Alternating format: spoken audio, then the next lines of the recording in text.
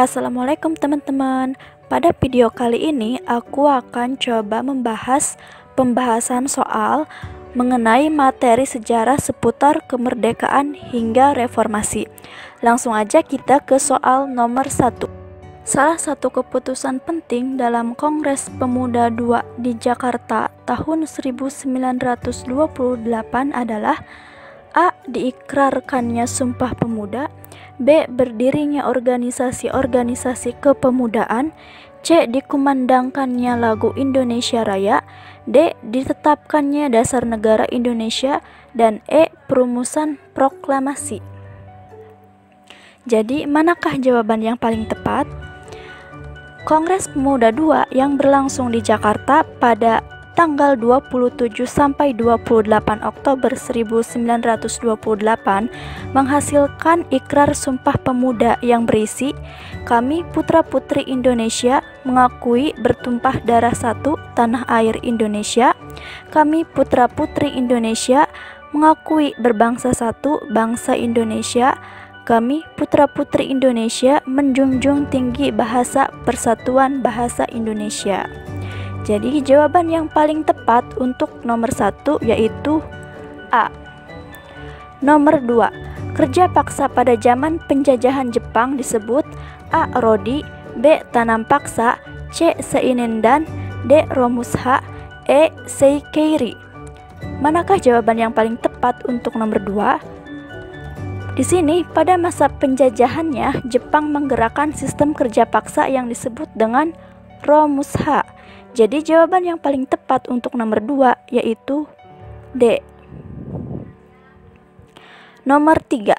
Latar belakang keluarnya Dekrit Presiden 5 Juli tahun 1959 adalah A. Wewenang Presiden yang luas di berbagai bidang, B. Parlemen yang dibentuk melalui pemilu 1955 tidak dapat menjalankan tugasnya, C. Adanya masa rises yang berkepanjangan, D. Anggota parpol kurang bersemangat dalam setiap sidang konstituante, E. Dewan Konstituante tidak dapat menjalankan tugasnya. Manakah jawaban yang paling tepat untuk nomor 3? Latar belakang Dekrit Presiden 5 Juli tahun 1959 adalah yang pertama, Dewan Konstituante yang dibentuk melalui pemilu pertama 1955 tidak dapat menjalankan tugasnya. Yang kedua, adanya ketegangan yang terjadi antara parpol dalam konstituante yang berkepanjangan. Jadi jawaban yang paling tepat untuk nomor 3 yaitu E. Soal nomor 4. Alasan dikeluarkannya Deklarasi Juanda adalah A. Mempertahankan NKRI, B. Menciptakan kawasan damai dalam gagasan wawasan Nusantara, C. Melindungi kekayaan negara Indonesia, D. Memberikan kenyamanan pemerintah untuk menindak pelanggaran laut, E. Melindungi wilayah kepulauan RI. Manakah jawaban yang paling tepat untuk nomor 4?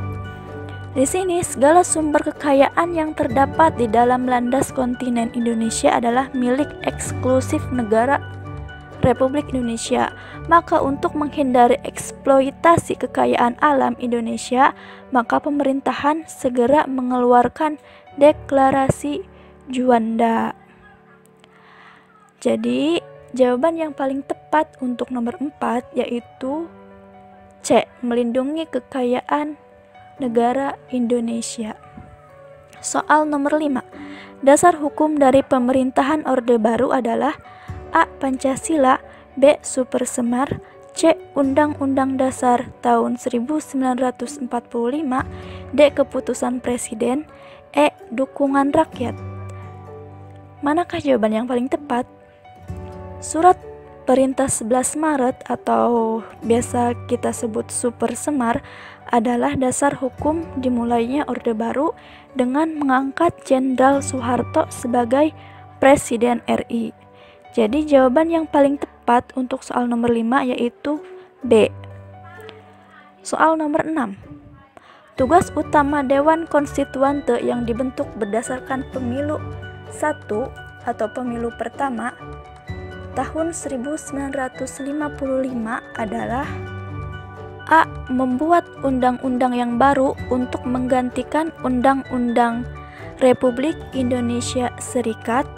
B. Membuat Undang-Undang Dasar yang baru untuk menggantikan Undang-Undang Dasar 1950. C. Membuat dan menetapkan GBHN atau Garis Besar Haluan Negara. D. Membuat rancangan RAPBN atau Rencana Anggaran Pendapatan Belanja Negara. Dan E. Membantu Presiden dalam memilih menteri-menteri. Manakah jawaban yang paling tepat untuk nomor 6? Pembahasannya yaitu Dewan Konstituante yang dibentuk melalui pemilu pertama pada tahun 1955 tidak dapat menjalankan tugasnya, yaitu membuat Undang-Undang Dasar yang baru untuk menggantikan Undang-Undang Dasar sementara tahun 1950.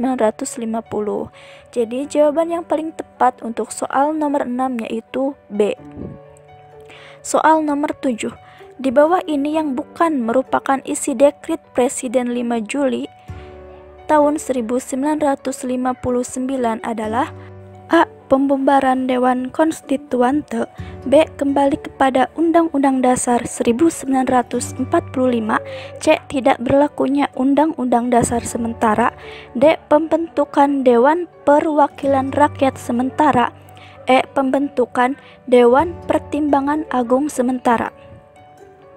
Isi dekrit Presiden 5 Juli 1959 adalah yang pertama, pembubaran Dewan Konstituante, yang kedua, kembali ke Undang-Undang Dasar 1945 dan tidak berlakunya Undang-Undang Dasar sementara, yang ketiga, pembentukan MPRS atau Majelis Permusyawaratan Rakyat Sementara, dan DPAS, Dewan Pertimbangan Agung Sementara.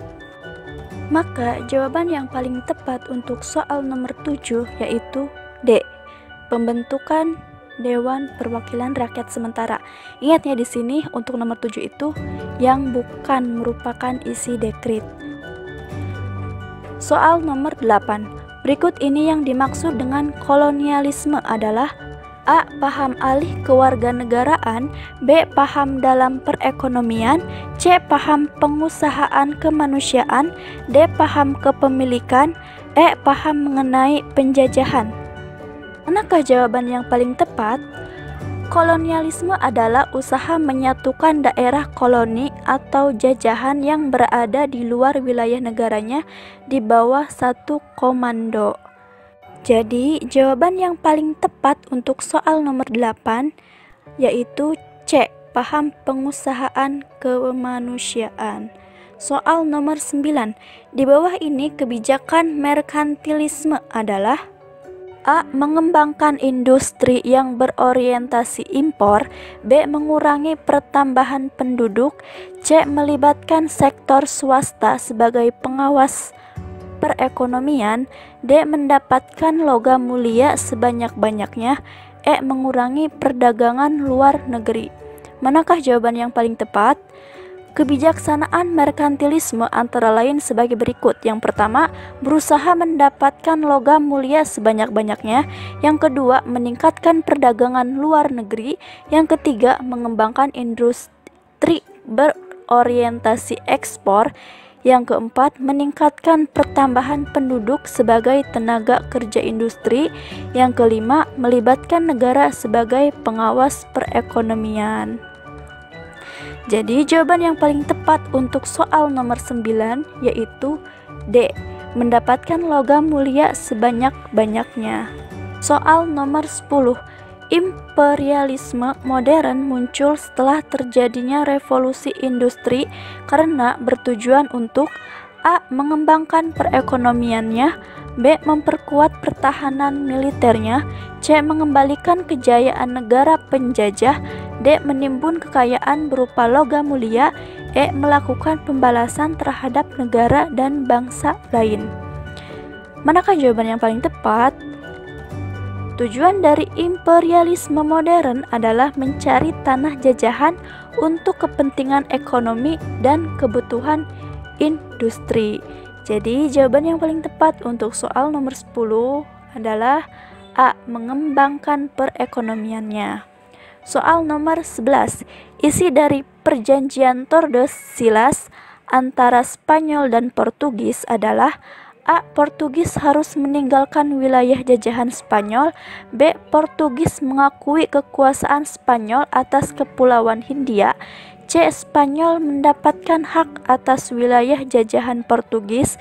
D. Spanyol mendapat wilayah timur dunia, Portugis wilayah barat. E. Spanyol mendapat wilayah barat dunia, Portugis wilayah timur. Manakah jawaban yang paling tepat? Apa itu perjanjian Tordesillas? Perjanjian Tordesillas merupakan kesepakatan antara Spanyol dan Portugis mengenai pembagian dunia ke dalam dua wilayah kekuasaan menurut garis Tordesillas yang disetujui oleh Paus Julius II. Garis Tordesillas membentang dari kutub utara ke kutub selatan melalui Kepulauan Verde di sebelah barat benua Afrika. Atas dasar perjanjian Tordesillas, Spanyol diberi hak untuk melayani dan menguasai negeri-negeri di sebelah barat, sedangkan Portugis dapat menguasai negeri-negeri di sebelah timur. Jadi, jawaban yang paling tepat untuk soal nomor 11 E. Spanyol mendapat wilayah barat dunia, Portugis wilayah timur. Soal nomor 12. Isi perjanjian Bongaya antara Sultan Hasanuddin dan VOC adalah A. VOC berhak memonopoli perdagangan di Makassar. B. VOC tidak berhak memonopoli perdagangan di Makassar. C. Pangeran Hasanuddin berhak memonopoli perdagangan di Makassar. D. Pangeran Hasanuddin berhak memonopoli perdagangan di Maluku. E. VOC berhak memonopoli perdagangan di Maluku. Manakah jawaban yang paling tepat? Adapun isi perjanjian Bongaya yang pertama yaitu VOC memperoleh hak memonopoli dagang di Makassar. Yang kedua, Belanda dapat mendirikan benteng di pusat kerajaan Makassar yang diberi nama Benteng Rotterdam. Yang ketiga, Makassar harus melepas daerah kekuasaannya seperti Bone dan pulau-pulau di luar wilayah Makassar. Yang keempat, Aru Palaka diakui sebagai Raja Bone. Jadi, jawaban yang paling tepat untuk soal nomor 12 yaitu A. VOC berhak memonopoli perdagangan di Makassar. Soal nomor 13.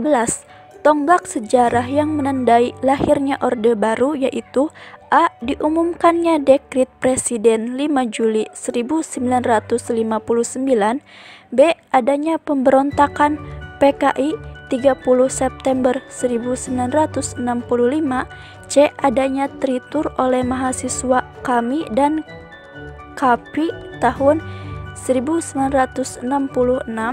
D. Keluarnya TAP MPRS nomor 25 MPRS 1966 tentang pembubaran PKI. E. Keluarnya Super Semar atau Surat Perintah 11 Maret 1966. Manakah jawaban yang paling tepat untuk soal nomor 13? Langsung saja, jawaban yang paling tepat yaitu E. Keluarnya Super Semar atau Surat Perintah 11 Maret 1966. Soal nomor 14. Tujuan setiap pelita di Indonesia adalah A. Pemerataan pembangunan dan hasil-hasilnya. B. Pertumbuhan ekonomi yang cukup tinggi. C. Meningkatkan taraf hidup, kecerdasan, dan kesejahteraan rakyat. D. Stabilitas nasional yang sehat. E. Terciptanya keadilan sosial bagi seluruh rakyat Indonesia.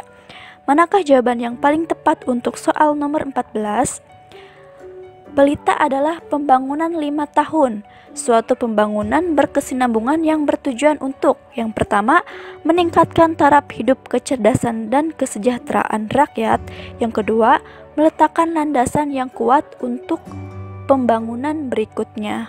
Di jawaban yang paling tepat untuk soal nomor 14 yaitu C. Meningkatkan taraf hidup, kecerdasan, dan kesejahteraan rakyat. Soal nomor 15. Kemenangan Golkar pada pemilu 1997 mempunyai arti bahwa A. Kekalahan yang harus diterima oleh PPP. B. Pupuslah perjuangan PDIP untuk menarik suara mayoritas. C. Golkar merupakan partai politik yang besar dan belum terkalahkan. D. Dukungan kembali kepada Soeharto untuk menjabat presiden. E. Pelaksanaan kembali sistem kabinet presidensil. Manakah jawaban yang paling tepat? Untuk soal nomor 15, nah di sini perlu kita tahu bahwasanya pemilu pada tahun 1997 yang dimenangkan oleh Golkar, yang berarti dukungan kembali kepada Soeharto untuk menjabat presiden dalam sidang MPRS 1998. Maka jawaban yang paling tepat yaitu D. Dukungan kembali kepada Soeharto untuk menjabat presiden. Soal nomor 16. Tindakan yang dilakukan pemerintah Orde Baru pada lawan-lawan politiknya adalah A. Memberikan perintah tembak di tempat kepada lawan-lawan politiknya. B. Menangkap dan memenjarakan siapapun yang kritis dan berseberangan pendapat dengan pemerintah.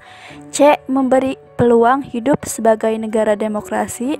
D. Dianggap sebagai partai oposisi yang selalu mencari kelemahan pemerintah sehingga harus ditekan. E. Memberikan kebebasan bergerak untuk memajukan pembangunan di segala bidang. Manakah jawaban yang paling tepat untuk soal nomor 16? Mahasiswa dan intelektual menggelar gelombang demonstrasi terhadap pelaksana pemerintah pada masa Orde Baru. Mereka memprotes tindakan-tindakan Orde Baru yang dengan mudah menangkap dan memenjarakan siapapun yang kritis dan berseberangan pendapat dengan pemerintah. Maka jawaban yang paling tepat untuk soal nomor 16 yaitu B. Soal nomor 17. Pada tahun 1997, pemerintah membentuk Badan Penyihatan Perbankan Nasional atau disingkat BPPN yang bertugas A. Membina bank-bank yang akan dilikuidasi. B. Memberikan suntikan modal kepada bank yang bermasalah. C. Mengawasi peredaran uang yang berputar pada bank-bank seluruh Indonesia. D. Menyehatkan bank-bank swasta. E. Mengawasi bank-bank yang bermasalah. Manakah jawaban yang paling tepat untuk nomor 17? Dimulai pada tahun 1997, pemerintah melikuidasi 16 bank dan membentuk BPPN atau Badan Penyihatan Perbankan Nasional yang bertugas mengawasi 40 bank yang bermasalah. Jadi jawaban yang paling tepat untuk soal nomor 17 yaitu E. Mengawasi bank-bank yang bermasalah. Soal nomor 18. Hal yang menyebabkan kebangkrutan VOC berikut ini kecuali A. Terjadinya korupsi di antara pegawainya. B. Banyaknya biaya perang yang harus dikeluarkan. C. Adanya persaingan dengan kelompok dagang lain. D. VOC harus mencukupi kekosongan kas negeri Belanda. E. VOC banyak menanggung hutang. Manakah jawaban yang paling tepat untuk nomor 18? Penyebab kebangkrutan VOC ada beberapa di antaranya. Yang pertama, korupsi merajalela yang dilakukan oleh para pegawai VOC. Yang kedua, banyak pegawai VOC yang tidak cakap. Yang ketiga, VOC menanggung hutang akibat peperangan.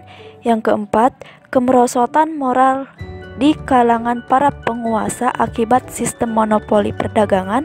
Dan yang kelima, tidak jalannya penyerahan wajib dan aturan periangan. Kedua aturan itu dimaksudkan untuk mengisi kas VOC yang kosong. Jadi jawaban yang paling tepat untuk soal nomor 18 yaitu C. Adanya persaingan dengan kelompok lain. Nomor 19. VOC didirikan dengan tujuan sebagai berikut, kecuali A. Menghindari persaingan antar pedagang Belanda. B. Memperkuat posisi Belanda dalam menghadapi persaingan dalam perdagangan. C. Membentuk pemerintahan tandingan. D. Membantu membebaskan Belanda dari Spanyol. E. Belanda menghadapi tandingan dan persaingan bangsa Eropa. Manakah jawaban yang paling tepat untuk soal nomor 19? Tujuan dibentuknya VOC tidak lain, yang pertama, menghindari persaingan antar pedagang Belanda. Yang kedua, memperkuat posisi Belanda dalam menghadapi persaingan dengan bangsa-bangsa Eropa ataupun bangsa-bangsa Asia. Yang ketiga, membantu pemerintah Belanda dalam berjuang menghadapi Spanyol yang masih menguasainya. Jadi, jawaban yang paling tepat untuk soal nomor 19 yaitu C. Membentuk pemerintahan tandingan. Soal nomor 20. Pokok-pokok peraturan tanam paksa antara lain seperti tercantum di bawah ini, kecuali A. Tanah yang digunakan 1/5 dari tanah pertanian suatu desa. B. Tanah yang dipergunakan untuk tanam paksa dibebaskan dari pajak. C. Hasil tanaman itu diserahkan pemerintah dan jika harga yang ditaksir melebihi pajak, kelebihan itu akan dikembalikan kepada rakyat. D. Kerusakan tanaman yang disebabkan bukan kesalahan rakyat akan diganti oleh pemerintah. E. Rakyat yang tidak punya tanah harus mengganti dengan bekerja selama 1 tahun. Manakah jawaban yang paling tepat untuk soal nomor 20? Pokok-pokok peraturan tanam paksa adalah yang pertama, perjanjian pembagian sebagian tanahnya dengan rakyat untuk ditanami tanaman yang laku di pasaran Eropa. Yang kedua, tanah yang dipergunakan 1/5 dari tanah pertanian suatu desa. Yang ketiga, tenaga yang digunakan tidak melebihi yang digunakan untuk menanam padi. Yang keempat, tanah yang digunakan bebas pajak. Yang kelima, hasil dari tanaman diserahkan kepada pemerintah. Jika lebih, maka kelebihan itu dikembalikan kepada rakyat. Yang keenam, kerusakan tanaman yang bukan kesalahan rakyat akan ditanggung pemerintah. Jawaban yang paling tepat untuk soal nomor 20 yaitu E. Rakyat yang tidak punya tanah harus mengganti dengan bekerja selama 1 tahun. Cukup sekian video kali ini, semoga bermanfaat. Wassalamualaikum warahmatullahi wabarakatuh.